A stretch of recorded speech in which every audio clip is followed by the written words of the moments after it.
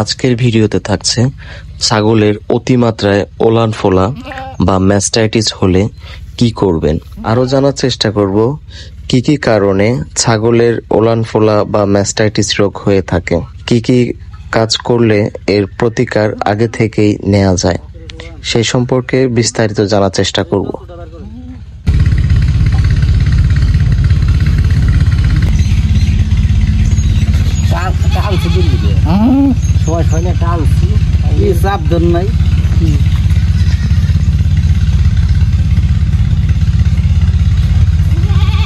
বরফের সেক দেন নাই তো সেক দিছি একবার বোতল এনে দিছি, তারপরে পলিথিনে এক টুক লাগিয়ে সেক দিছি, এক বলে করে খালি সেকই দিছি করে পাখা রাখবে দিকা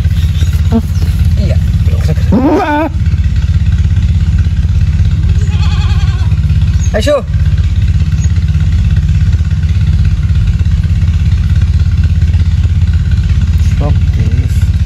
খানিক আগে নে মেলা খুন জিপে নে মেলা বাড়ি করছি টিপি পারে নে আবার ওই জায়গা মানে দাইবে যায় লোক জলদি পারে সবে দাইবে যায়।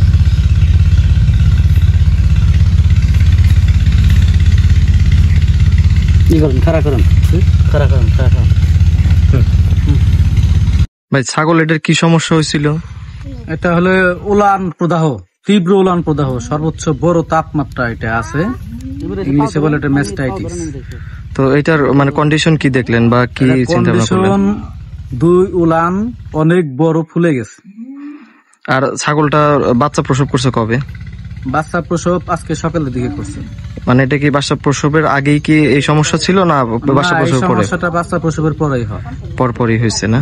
তো এই ধরনের সমস্যা কেন হয় ছাগলের বা ছাগলের?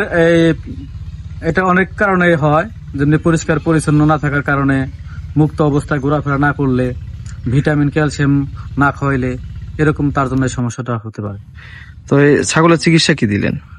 ছাগলে এটার জন্য অ্যান্টিবায়োটিক দিছি, অ্যান্টিহিস্টা দিছি, আর একটা ব্যথানাশক ওষুধ দিছি।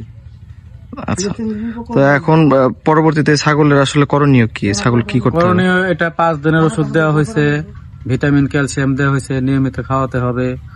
আর এটা যে ক্লিনিকার একটা নিডিলের মতো দেওয়া হয়েছে, এটা পরিষ্কার করবে নিডিল, ওইটার উনানের ভিতরে দিয়া ওইটা আপনার পরিষ্কার করতে হবে।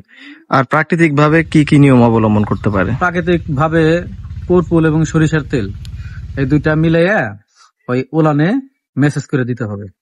বরফ যখন এটা প্রসব করে সঙ্গে সঙ্গে এই বরফটা দিলে সর্বোচ্চ ভালো হয়। মানে বরফ দিয়ে সেক দেয়া? সেক দেওয়া, এটা উলানে সেক দিতে হবে।